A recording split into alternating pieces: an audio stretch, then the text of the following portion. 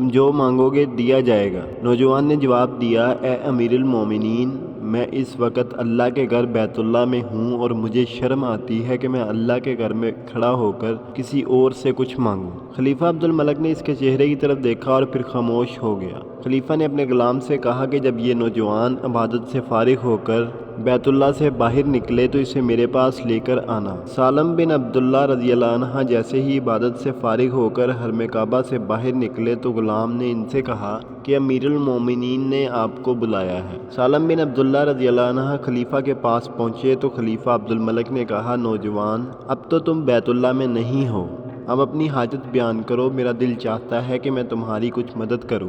سالم بن عبداللہ رضی اللہ عنہ نے کہا، اے امیر المومنین، آپ میری کون سی ضرورت پوری کر سکتے ہیں، دنیا کی یا آخرت کی؟ خلیفہ عبد الملک نے جواب دیا کہ میری دسترس میں تو صرف دنیا ہے۔ سالم بن عبداللہ